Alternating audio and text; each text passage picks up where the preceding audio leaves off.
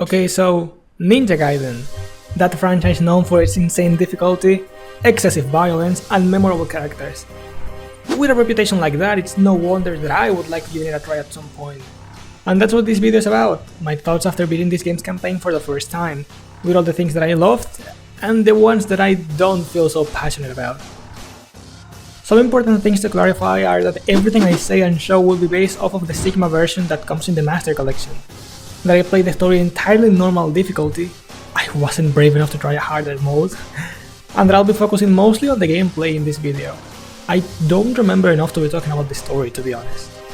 Without more delaying, let's get right into it. As you'll be seeing throughout this video, this franchise has a lot of similar things to the Devil May Cry games, which makes talking about it a little easier. Like your weapons, you have two main types, your melee weapons to fight up close and do combos, and your projectiles to fight at a distance. And while that might sound almost like a direct copy of the DMC weapon system, the way they work here is not the same at all. The melee weapons have two types of attacks, light and heavy moves, and already that might sound like something totally unique and groundbreaking. But no, not really. Bayonetta, Metal Gear Rising, God of War, and most other games I've seen follow some form of double attack button combat system. Devil May Cry is the weird outlier here with its one attack button scheme, which is not to say it's better or worse, just different, as is Ninja Gaiden. Here, there aren't lock-on based impulse or pause combos. In fact, lock-on isn't even a thing here. Instead, you do your combos by mixing both attacking buttons in different combinations, and sometimes inputting a direction forward. I've heard mixed opinions about this. I know a lot of people don't like the lack of lock-on. I personally don't mind it that much, but I see where those people are coming from. There were certain times where the character would not attack the person I was aiming at, but instead whoever the game decided at that moment. Any form of visual indicator would have been nice in those situations, even if it's something that didn't happen all the time. The forward motions mid-combo also didn't always register and I didn't get the combo that I wanted. Maybe it was me not inputting the motions correctly, but still, that was a bit of a problem too. And speaking of combos, you want to memorize at least some of them, because that's what you'll get most of here. There aren't that many solo moves in the weapons kits, they instead of count with long sequences of attacks. The single moves are mostly composed of a 360 move that hits around you, a launcher, a falling attack, and a strong move that can be charged to unleash your ultimate techniques. They have two levels, one that is usually a long and flashy combo, and a second level that makes it even longer and absolutely crazy. The problem being that they take a significant amount of time to charge, making them quite hard to use in most situations. All weapons have this, and it's important that they do, because there is no weapon switching here. Well, you can swap them in the pause menu, it's just that you can't change your weapons in the middle of a combo like in DMC, which is definitely a little underwhelming.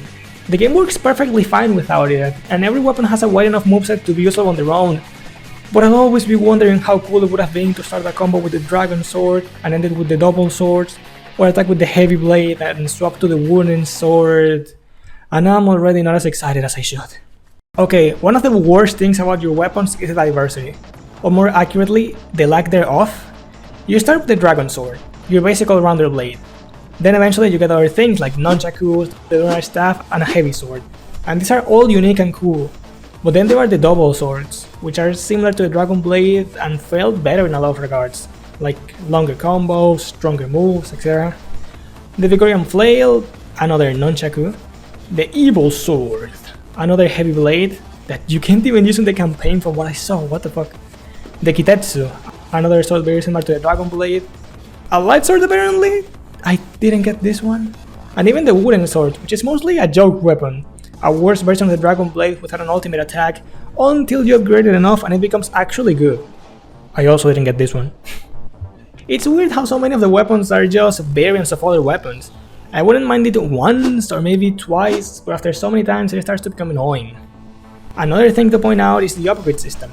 Unlike DMC where you just buy the move you want, here your weapons have levels, and every time you upgrade one to a higher level it changes its appearance and unlocks a set of new abilities all at once. It works well here because of how many tools you have, and every weapon has a lot of moves, so buying everything one by one could have been tedious. But there are exceptions to this. The Izuna drop and the flying swallow, two of the most iconic Ryu techniques. If Dante can have Stinger, Helm Breaker or Rainstorm as signature moves, then Ryu has these two. The Suna drop is a finisher for your aerial combos. After you start a combo in the air with your light attacks, you can input a heavy move and Ryu will grab the enemy, start spinning upwards and then down to fall and slam their head against the ground. What does this remind me of? This is a universal move, every weapon has access to it.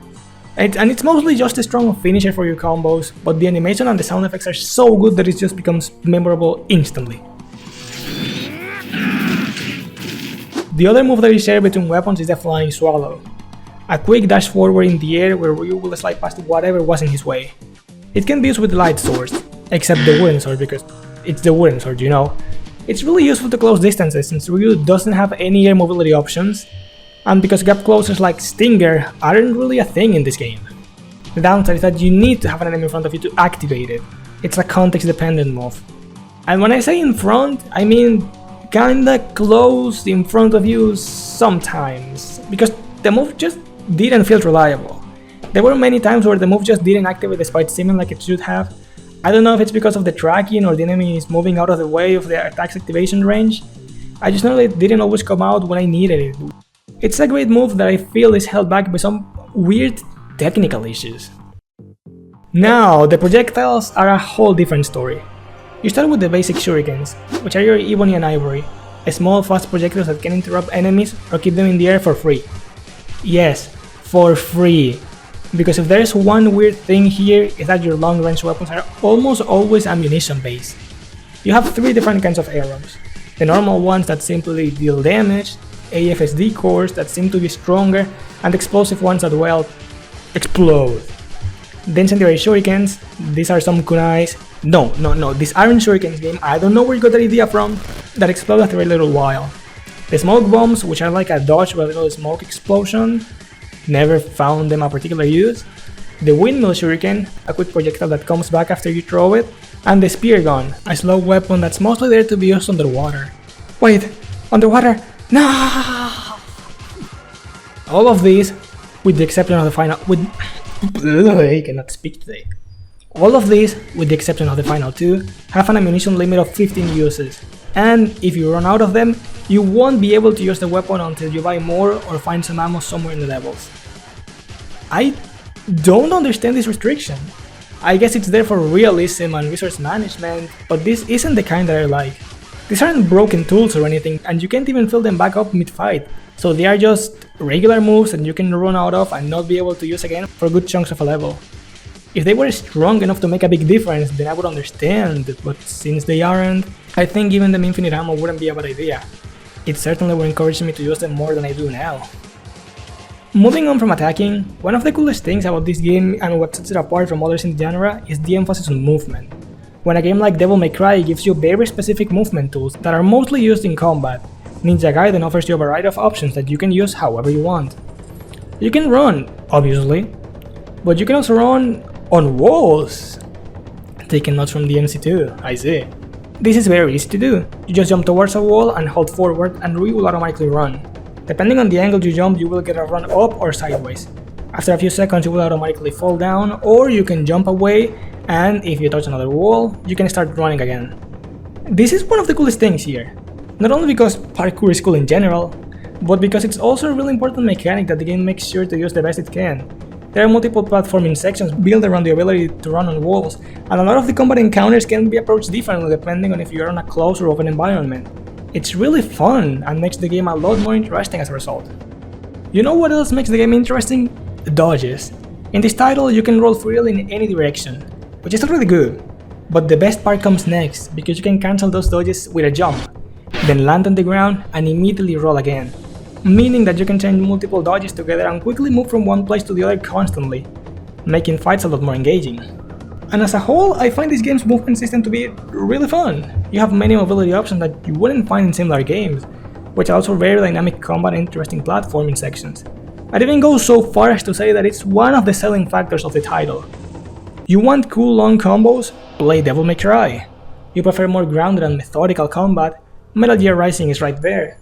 You want to see some skin? Then you choose Bayonetta. But if you want a game where you can constantly move around in satisfying ways, then Ninja Gaiden is the game for you.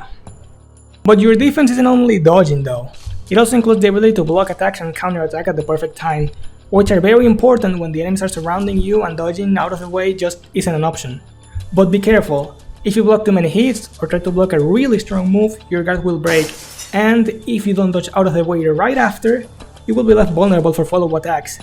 This mostly happens against bosses or when there are too many enemies attacking you, so you have to know when it's safe to block and when it's better to dodge out of the way and avoid more damage. Finally, the last thing that ties everything together are the Ninpo techniques.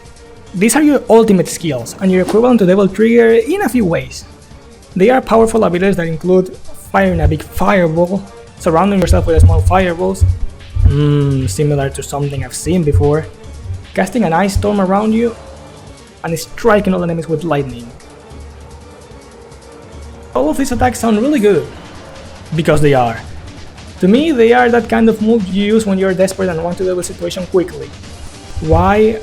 Well, because they cost 1 point of energy to be used, meaning that you have to find the best time to use them to get the best out of them. Aside from them just being strong, they also work as universal cancels. You can be in the middle of a combo or being attacked by enemies and still activate these moves to be safe for a moment, especially because these moves make you invincible while you're casting the attack, adding even more defensive options. Now you see why I compare them to DT, right?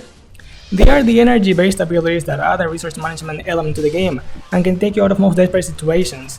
The difference is that one of them is a transformation, while the other is a big attack, and one feels itself as a bar as you fight, while the other can only be obtained from a specific enemy drops or from items. What? Why can't I get energy from regularly fighting? Why do I have to defeat enemies and hope that one of them gives me the red essence needed to fill 1 bar? This is annoying for 2 reasons. The first one is obvious, it means it's entirely luck dependent if and when you'll get energy, which makes me not want to use the mechanic unless I'm really sure I'm getting it back, limiting you more than it should. And second, because you don't get it back while fighting bosses. They don't drop essence, so if you run out of Ninpo, that's it. You'll have to go the rest of the fight without it, which just sucks, to be honest. It feels like a very artificial way to create tension for the player, knowing that if you use your power now, you won't have any more left for who knows how long, which makes me want to use the mechanic less than I would if I could build it back as I play normally.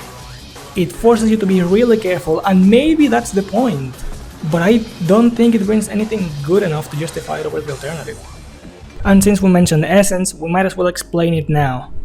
These are items the enemies drop when they die and come in 3 types: yellow, blue, and red. Yellow is your currency, you use it to buy items and upgrade weapons. Blue gives you some health, and red gives you energy for your Ninpo attacks, as I said. In most games, that's all they would do, give you small rewards for being enemies and that's it. But in this game, things are different. Here you can use them as a boost to unleash your ultimate techniques.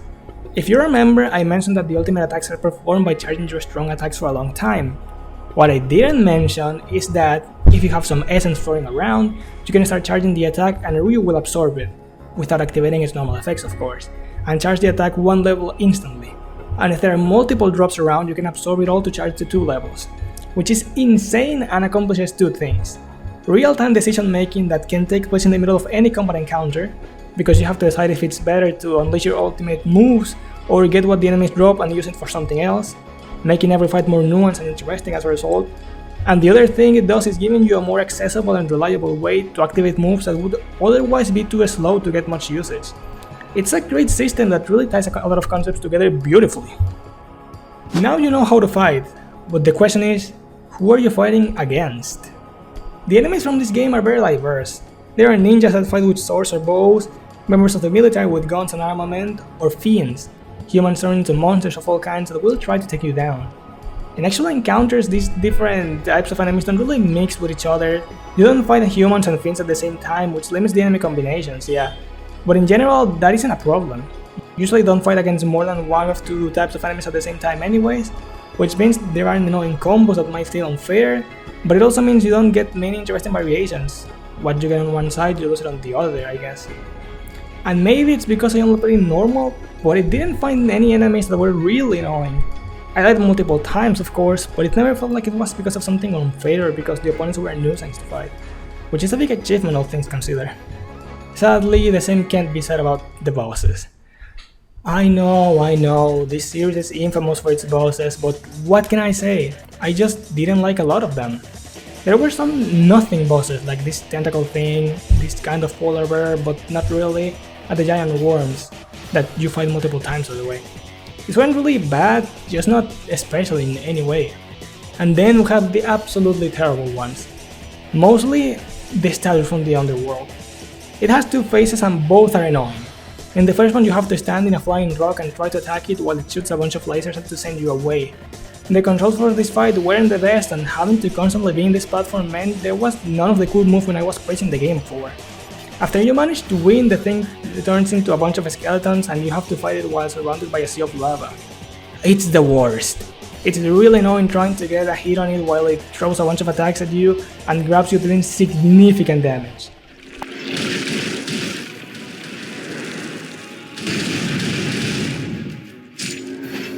I had to use healing items to win, because losing here meant having to fight the first phase all over again, and I wasn't willing to go through all of that. But thankfully, not everyone sucks here. A lot of the more traditional bosses are kinda cool. The first fight against Doku was a lot of fun. Just a traditional 1v1 where you have to wait for an opening to do your attack. You can combo him and make use of your movement tools, which just makes it really fun. The second fight against Alma is similar. It focuses on more movement and reacting than anything else, but was still really enjoyable. And the final boss, who is a big spoiler, so be careful if you care about that, had a lot of the good things from the Doku fight. A cool duel where only the best fighter will live to tell the tale. And those were all the bosses that stood out to me, but that's not all the things I have to say about them. Something I liked in general about the bosses in this game is how fast the fights are. You deal a lot of damage to the bosses with a single combo, but so do they to you, which means that whether you win or lose, the fights will go by quickly, which fits the fast-paced nature of the title and makes the bad fights more bearable, since they at least won't last for very long. And that's basically all there is about the combat, for Ryu at least, because one thing the Sigma version did was adding a new playable character in the form of Rachel, Ryu's partner in the story.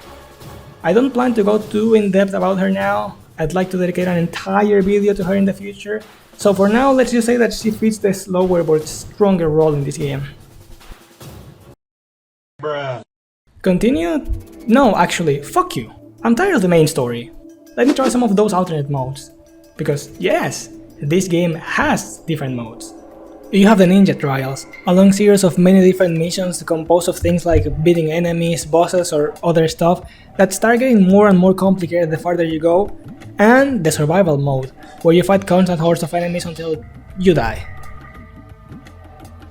These modes help to make the game feel fresh and can keep you coming back after beating the campaign, which makes me wish the DMC games had stuff like this. There you only have Bloody Palace, which is fun but really long. You might not always be in the mood to sit for over an hour fighting enemies over and over again, and the secret missions, which are usually really short and just not very interesting sometimes.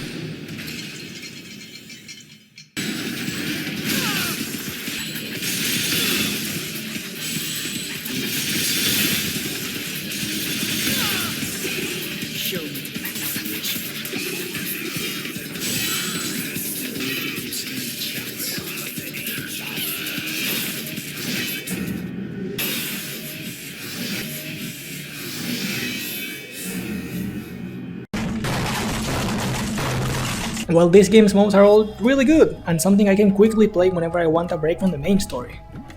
One funny thing about them though is that they start unlocked, and every level gives you specific weapons and equipment they want you to have, which means that you can get spoiled about a lot of the weapons, enemies or even bosses if you choose to play this before the main story. But something this entry does lack, and that really hurt me, is a New Game Plus. The option to start a new campaign with everything you unlock the first time. I don't need to explain how lame that is. I was really disappointed when I realized I couldn't play again in a higher difficulty with all my new weapons and powers, the same way you can do in a lot of other games. It's just a fun experience that expands the game's lifespan and seems to be standard in the genre. The strangest thing is that it seems like the original version did have it, and it got removed in the re-release, which would be absolutely ridiculous if it were the case. And I cannot tell you anything about how this game handles different difficulties because I only played in normal, as I said.